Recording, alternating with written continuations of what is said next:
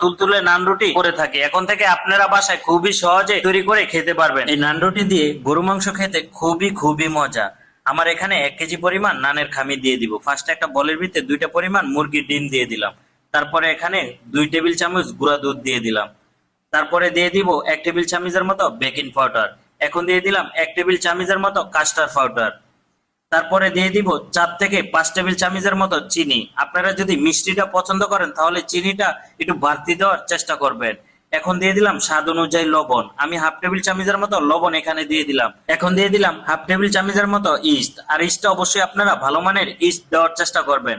এখন দিয়ে দিলাম অল্প একটু সয়াবিন তেল। তারপরে খুবই ভালো করে মিক্স করে নিব। আপনারাও চেষ্টা করবেন খুবই ভালো করে মিক্স করে নেওয়ার জন্য।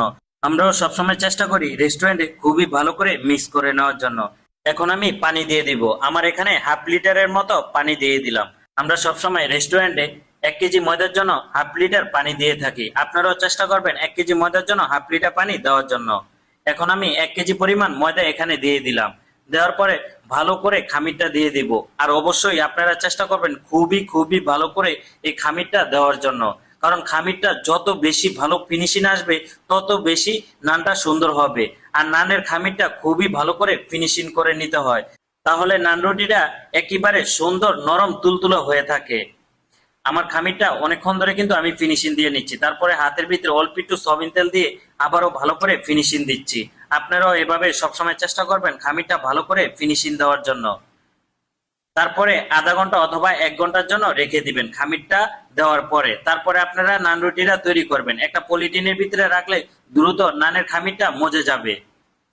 আমার নানের খামিরটা 1 ঘন্টা রাখার পরে এখন আমি ছোট ছোট করে গোলা করে নিব। আপনাদের সাইজ অনুযায়ী আপনারা ছোট ছোট করে গোলা করে নিবেন। আমি কিন্তু এখানে 100 গ্রাম পরিমাণ এক একটা গোল্লা রেখেছি। তারপরে এখন আমি খুবই সুন্দর করে বেলে নিব। আপনারাও খুবই সুন্দর করে বেলে নিবেন। তারপরে আপনারা চাইলে ওভেনে এই নান রুটিটা তৈরি করতে পারেন, অথবা নানের চুলা থাকলে নানের চুলে তৈরি করতে পারেন, অথবা বাসায় আপনারা ফ্রাই প্যানেও এই নান রুটিটা তৈরি করে খেতে পারেন, অথবা চুলায় খুবই সহজে এই নান রুটিটা তৈরি করে খেতে পারবেন। আমি কিন্তু ওভেনে এই নান রুটিটা তৈরি করব। আপনারা যদি বাসায় ছোট ওভেনে এই নান রুটিটা তৈরি করতে চান তাহলে উপরে 250 ডিগ্রি হিট দিবেন, নিচে 250 ডিগ্রি হিট দেওয়ার চেষ্টা করবেন। আমার এখানেও সেম দেওয়ার আমি চেষ্টা করেছি। আমার এই 2টা নান রুটি বাটার নান ছিল।